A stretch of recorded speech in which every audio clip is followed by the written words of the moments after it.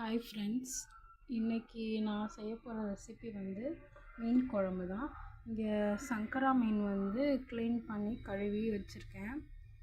இப்போ கடாய் சூடானதும் 4 ஸ்பூன் எண்ணெய் ஊற்றிட்டு இது பாருங்கள், கடுகு, சீரகம், உளுந்து வச்சுருக்கேன்.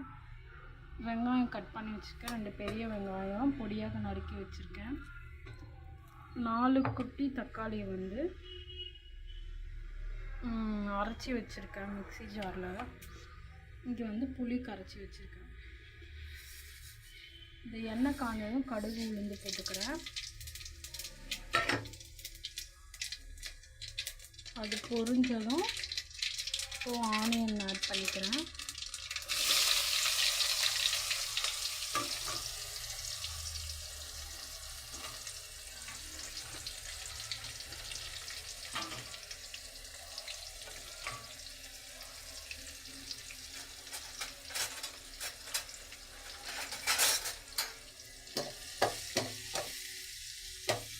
ஆனியன் வந்து நல்லா வதங்கணும்.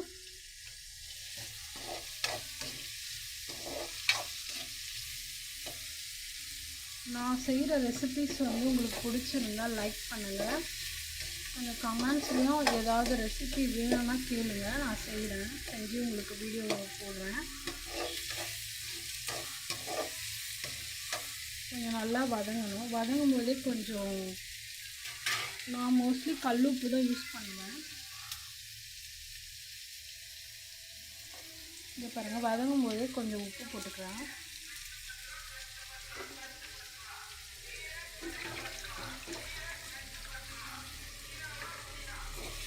நல்லா வதங்கணும்.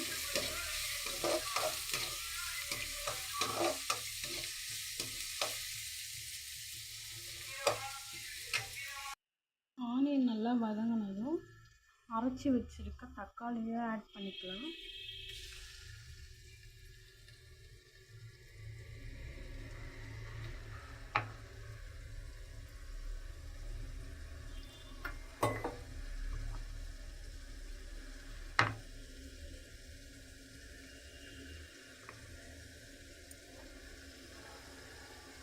நான் ரொம்ப சிம்பிளாக தான் செய்வேன், வீட்டில் இருக்க இன்க்ரீடியன்ஸை வச்சு தான்.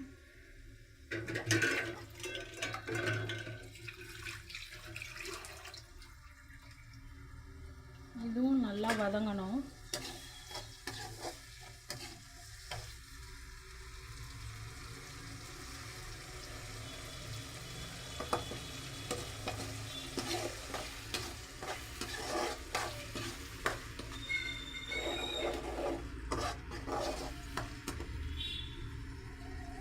தக்காளி கொஞ்சம் நல்லா கலர் மாதிரி சுண்டி வரும், அது வரைக்கும் நல்லா வதங்கிக்கணும்.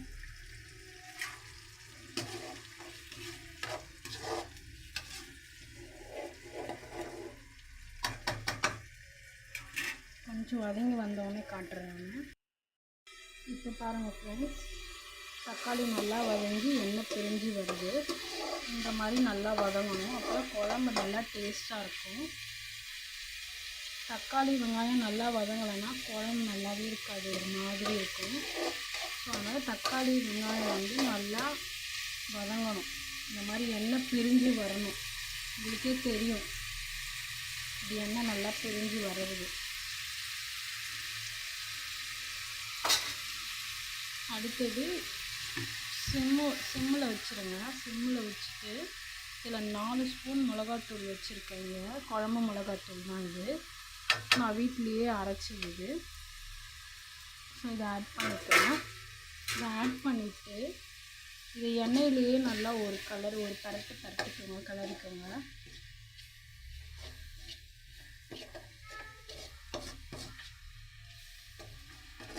கலரிட்டு நான் வந்து 2 எலுமிச்சம்பழம் சைஸ் அளவு, 2 எலுமிச்சம்னா சின்ன லெமன் சைஸு, 2 லெமன் சைஸ் புளி கரைச்சி இங்கே வச்சுருக்கேன். இதை ஆட் பண்ணிக்கிறேன். இதில் உங்களுக்கு இன்னும் குழம்பு வேணும், ரொம்ப திக்காக இருக்குது, எங்களுக்கு தண்ணியாக வேணும்னா நீங்கள் தண்ணி ஆட் பண்ணிக்கலாம்.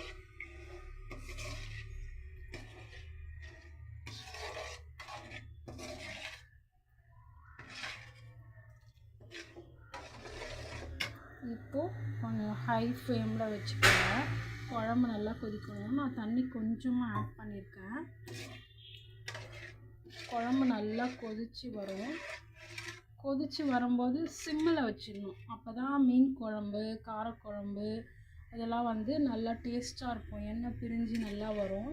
ஃபஸ்ட்டு கொதி வரும்போது ஹையில் வைக்கணும். இந்த மாதிரி தண்ணி ஆட் பண்ணிவிட்டு ஹையில் வச்சுருங்க. அடுத்தது வந்து நீங்கள் சிம்மில் வச்சிடணும். நல்லா கொதி வரும்போது சிம்மில் வச்சிங்கன்னா அந்த குழம்பு, அந்த மிளகாத்தூள், புளி எல்லாம் நல்லா மிக்ஸ் ஆகி நல்லா டேஸ்ட்டாக இருக்கும் குழம்பு. ஸோ அதனால் இது நல்லா கொதிக்கட்டும். கொதித்ததுக்கப்புறம் நம்ம மீன் ஆட் பண்ணணும். மீன் ஆட் பண்ணிவிட்டு கருவேப்பிலை, கொத்தமல்லி போட்டால் மீன் குழம்பு ரெடி. இப்போ நான் கொஞ்சம் கருவேப்பிலை, கொத்தமல்லி ஆட் பண்ணிக்கிறேன். இப்போ கொஞ்சம் ஆட் பண்ணுறேன். லாஸ்ட்டில் கொஞ்சம் ஆட் பண்ணலாம், நல்லாயிருக்கும். ஸோ இது நல்லா கொதிக்கட்டும். கொதித்ததுக்கப்புறம் நான் காட்டுறேன் உங்களுக்கு. இங்கே பாருங்கள் ஃப்ரெண்ட்ஸ், நல்லா இது மாதிரி கொதிக்குது. கொதிக்கும்போது சிம்மில் வச்சுருங்க. சிம்மில் வச்சுட்டு ஒரு தடவை கிளறி விடுங்க.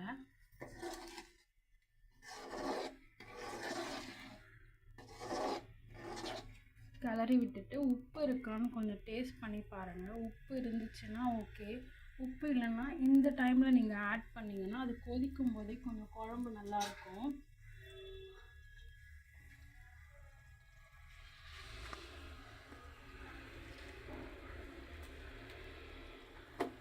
நான் கொஞ்சமாக ஆட் பண்ணுறேன் உப்பு. ஏன்னா உப்பு ரொம்ப கம்மியாக இருக்குது. இந்த கொதிக்கும் போதே நீங்கள் ஆட் பண்ணிங்க தான் நல்லாயிருக்கும்.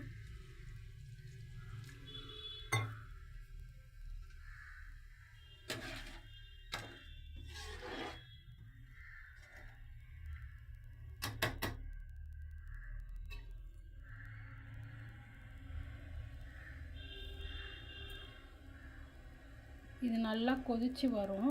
அந்த டைமில் நான் மீன் ஆட் பண்ணும்போது காட்டுறேன். பாருங்கள் ஃப்ரெண்ட்ஸ், குழம்பு வந்து நல்லா கொதித்து எண்ணெய் திரிஞ்சு வருது. இந்த ஸ்டேஜில் இந்த சங்கரா மீன் நான் கழுவி க்ளீன் பண்ணி வச்சுருக்கேன். இதை ஆட் பண்ணுறேன் ஒன்று ஒன்றா.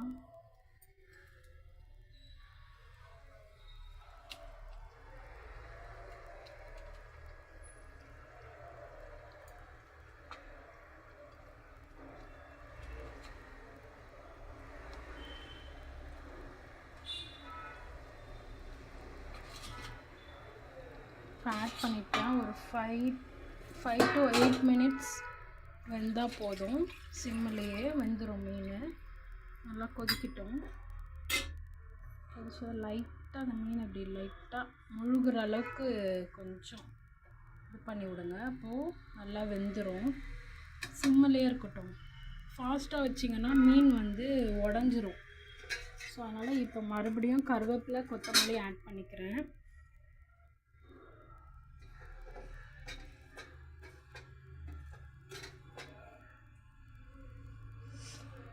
அது 5 மினிட்ஸில் அப்படியே சிம்மிலே வெந்துடும்.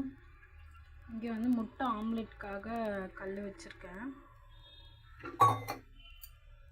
இது முன்னாடியே வதக்கிட்டேன். வெங்காயம், கருவேப்பிலை, எண்ணெய் ஊற்றி வதக்கி வச்சுருக்கேன். இந்த ஆம்லெட் தான் போட போகிறேன் நான். இந்த வெங்காயம் போட்ட ஆம்லெட் யார் யாருக்கு பிடிக்கும்னு கமெண்ட்ஸில் சொல்லுங்கள். நான் இது தனியாக எப்படி செய்யணும்னு உங்களுக்கு தனியாக போடுறேன். ஏன்னா இப்போ நான் முன்னாடியே வதக்கி வச்சதால் நான் ஃபுல் டீட்டெயிலாக போட முடியல. வெறும் ஆம்லெட் ஊற்றுறது மட்டும் தான் இப்போ காட்ட முடியும். கல் காஞ்சிடுச்சு. இந்த சைட் மீன் குழம்பு கொதிச்சிட்ருக்கு.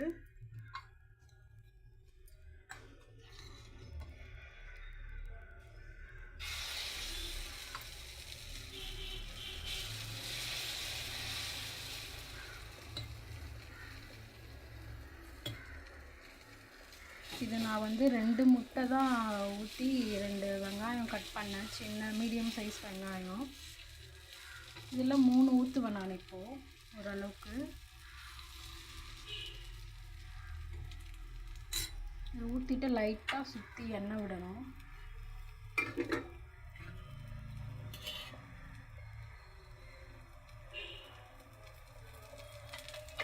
இதை வந்து சிம்மிலே வச்சுக்கோங்க. கல் காய்ஞ்சதுக்கப்புறம் சிம்மில் வச்சாதான் நல்லா வேகும், இல்லைன்னா அடியில் தீஞ்சு போயிடும், மேலே வேகாது முட்டை. பாருங்கள் குழம்பு நல்லா கொதிக்குது. இப்போது ஒரு வாட்டி நல்லா இப்படி திருப்பி விடுங்க. மீனை மட்டும் மெதுவாக திருப்பி விட்டிங்கன்னா இப்படி பண்ணி விட்டுருங்க. ஏன்னா மேலே இருக்க மீன் வந்து வேகாது அவ்வளோ சீக்கிரம். அதனால் சும்மா ஒரு கலக்கு லைட்டாக மீன் உடையாமல் கலக்கி விடணும். அடுத்தது முட்டையும் நான் திருப்பி போட போகிறேன்.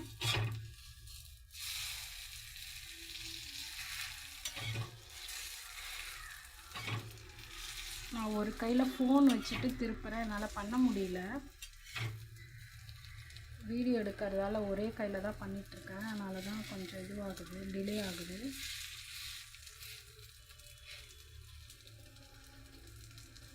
பாதி மடிஞ்சே போச்சு. ஒரு நிமிஷம்.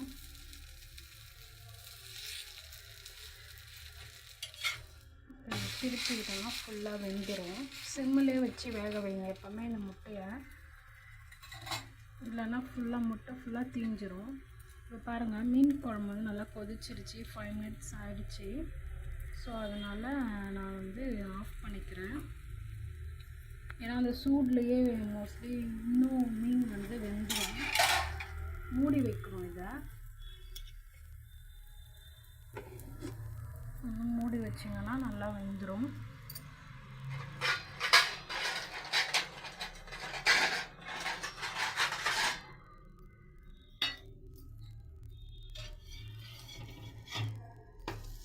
இங்கே பாருங்கள் முட்டை ஆம்லெட் ரெடி ஆகிடுச்சு.